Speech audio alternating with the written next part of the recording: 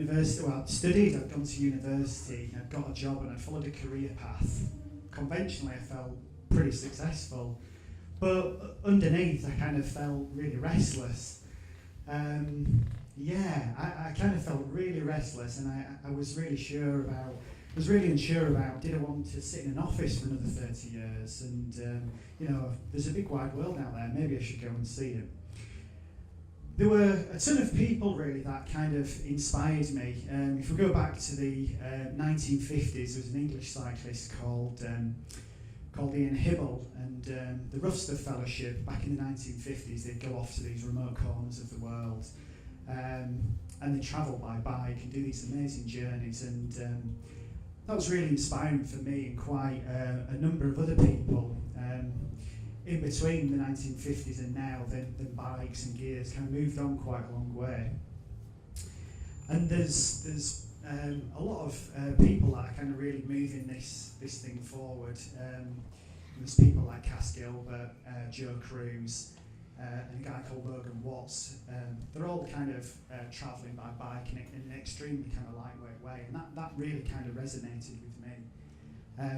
I wanted to go out there and kind of travel in this similar style and kind of experience these paths less travelled. And as I began to research, then I really kind of began to zone in. And I'd done an earlier trip in the Himalayas, but South America seemed to be the place for me. Had this real kind of network of back roads, these ripio roads, and I kind of felt like I needed to get out there. So here I am with a house and a job and a career, and I decided, well, I'm just going to kind of quit. I'm just going to kind of just take off.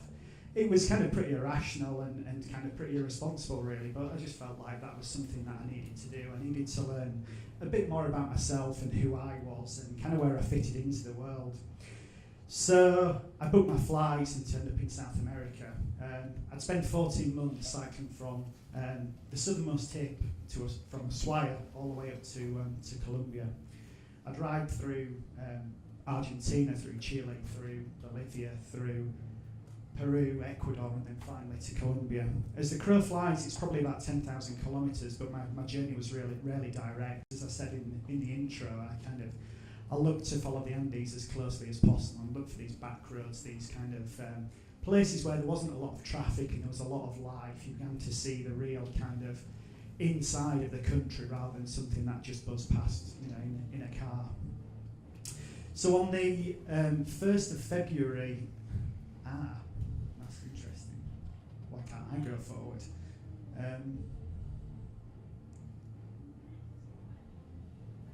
Let's start here. So on the 1st of February 2014, I rolled down to, with a little side trip to Antarctica thrown in when I lost the bike part. Here we go. So on the 1st of February 2014, I went down, had my photo taken in front of a sign which read Ushuaia, the end of the world, and then I was out into the wild open.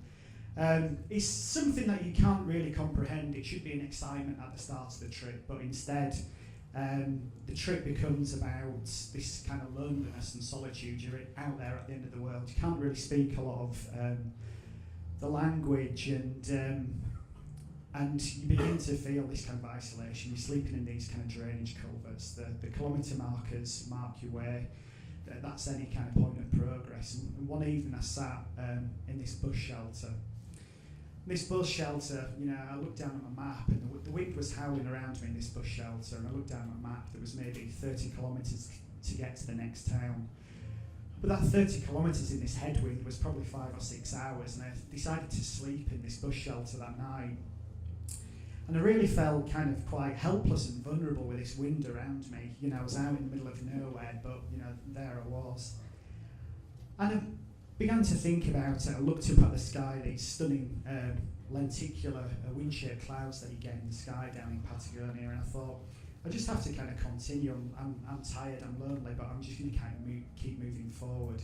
So Patagonia became about this kind of relentless, about pushing forward and kind of doing things on my own terms.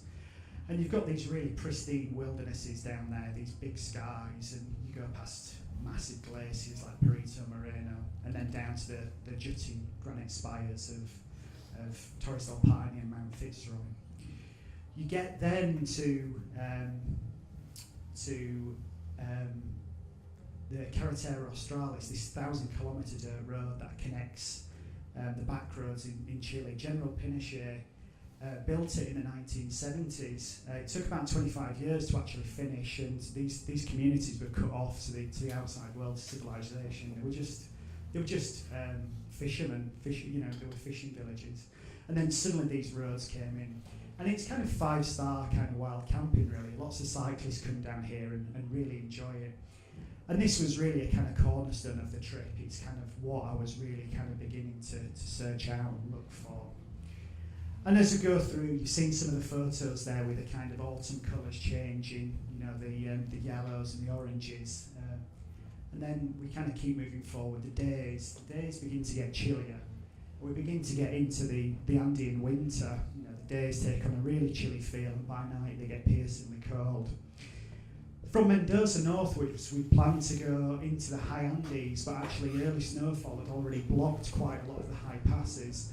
So we ended up going through these northern provinces, the provinces that you can see here, through northern Argentina, these dusty windswept towns, this tumbleweed, and we had the Andes off to our left, and we were kind of looking for these buildings to really camp in every night, or just to get out of the cold. And onwards, it was just kind of pretty magical and fertile, this landscape. And we get further north, and we build up to these big, high Andean passes, these 5,000-metre passes, the first that we'd encounter.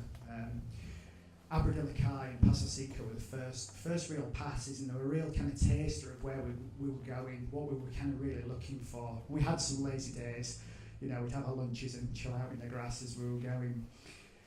But here we are, riding up to Abradillo and I think the next one's Paso Seco.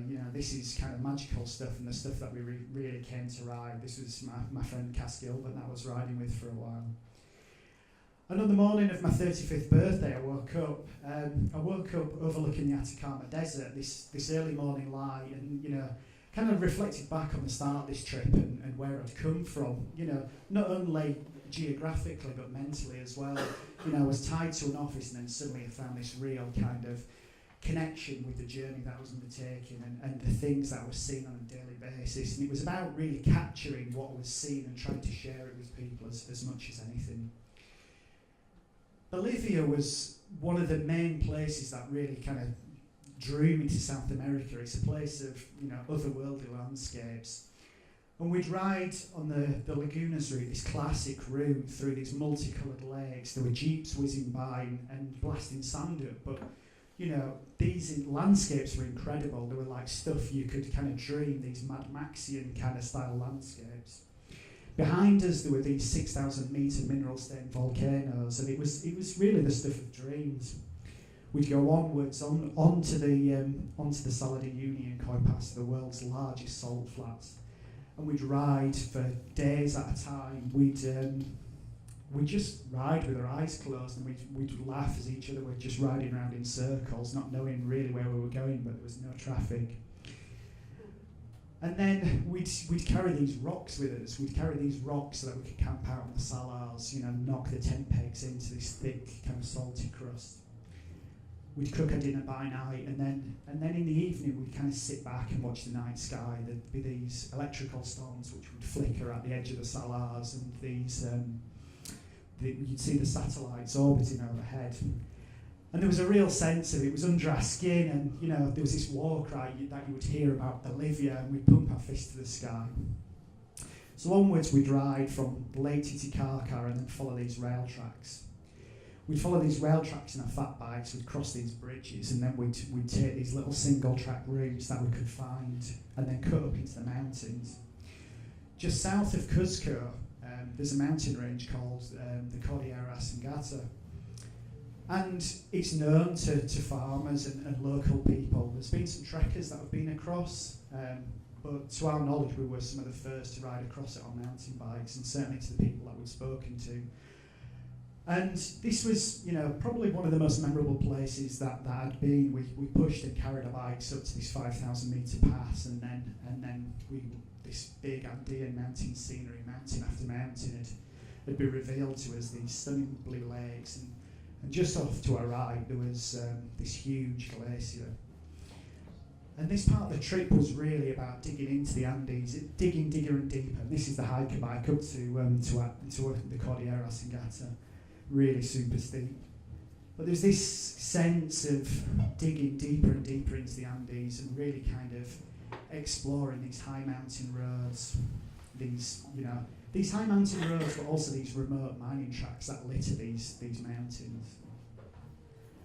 And as you climb higher up, then you begin to meet the campesinos, the farmers, these people that are just scratching a living from the land. They'd be farming potatoes. They'd have alpacas or sheep. They'd always invite you into where you were into where they were living, and they'd offer you something, whether it was a hot drink or boiled potatoes, something. But it was just a real kind of act of kindness. And they wanted to know about you, about where you were from, and your country and your journey, where you were going. And they'd always kind of caution you about the road ahead. They'd tell you about robbers, about kind of ghosts that steal your spirit, and worst of all, they'd tell you about El Silencio, the silence. The Peruvians are really sociable people, and they're kind of pretty frenetic. They like bright colours, much like a kind of Indian kind of culture. They like being around people. So for them, the silence was something that was really kind of quite scary.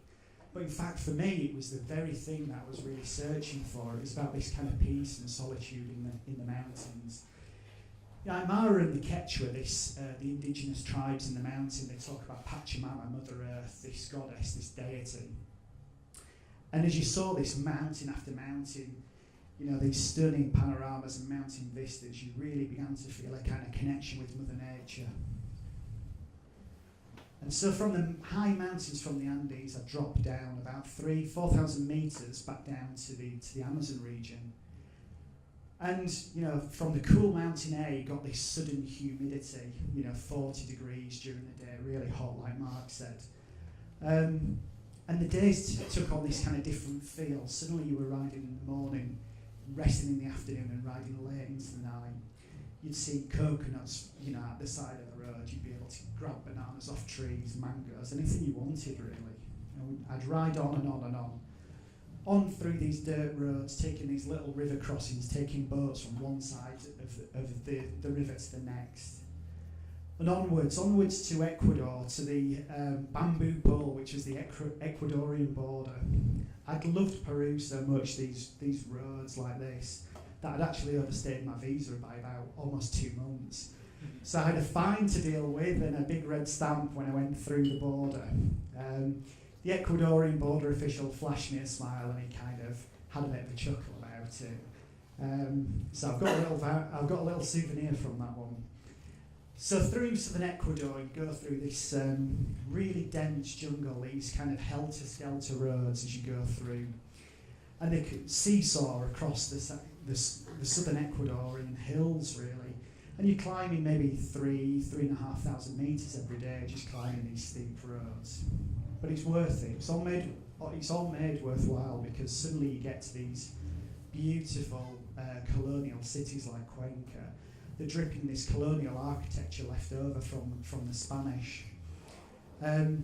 Cuenca became a pretty sticky place. It's got really nice cafes. It's got coffee culture. It's got chocolate. Tourists are flocking to the place, and there's lots of American expats that kind of like to stay here. And as much as the towns and cities were kind of comfortable, it really wasn't about what this trip was about. It was about being in the mountains and really exploring these dirt roads. It was about the rich Andean culture that was there. You go to these farmers markets in places like Guamote, where the farmers just all descend down into these markets, and you could pretty much buy anything you wanted: alpacas, sheep, bananas, mangoes, anything. And they'd stay there until the end of the day, have a party, and then disappear and come back the following week. But it was the Paramo, this high alpine tundra, much like you'd see in the moors around here, in Derbyshire and Yorkshire. But they're on steroids. They're at 4,000 or 5,000 metres high up. There's this mist and this really eerie feel, really beautiful. was a German explorer that went to Ecuador back in the 1900s, a guy called Alexander von Humboldt, and he talked about the avenue of the volcanoes. Ecuador's got these stunning volcanoes, 6,500 metres high.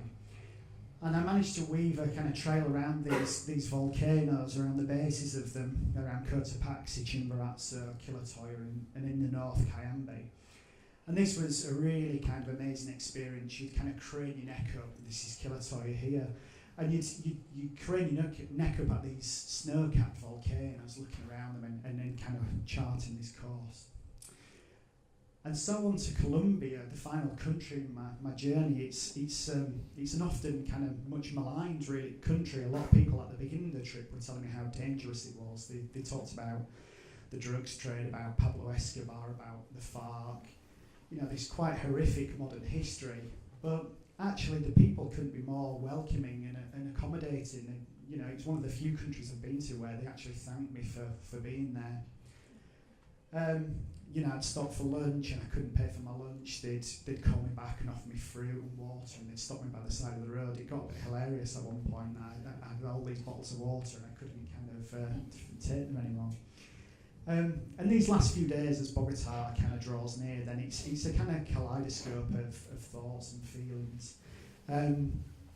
As we get to Bogota, this is Sunday morning. It's kind of a weird day to finish a trip really, but it was perfectly timed in terms of what I was looking for. Bogota, they have a thing called Ciclovia on a Sunday, and Ciclovia is effectively they close 200 kilometres of roads around the city every Sunday. So 2 million people take to the streets, pedestrians, cyclists, runners, street stall vendors. It's a real kind of celebration of just traffic, you know, being free in the streets. And I thought this was a really fitting way to finish this bicycle journey, you know, from all the things I'd seen and done. And as I finished that trip, I kind of began to sit there and think about the previous few months and the things I'd done. I began to reflect on, you know, how this trip had started, and I'd kind of thought about the kilometres that I'd ride every day, and everything had to be very planned. But actually, and about the end point, about finishing the journey. But journeys like this aren't about the end point. It's everything that happens in between them. It's about the people that you meet, the things that you experience, and the things that you learn.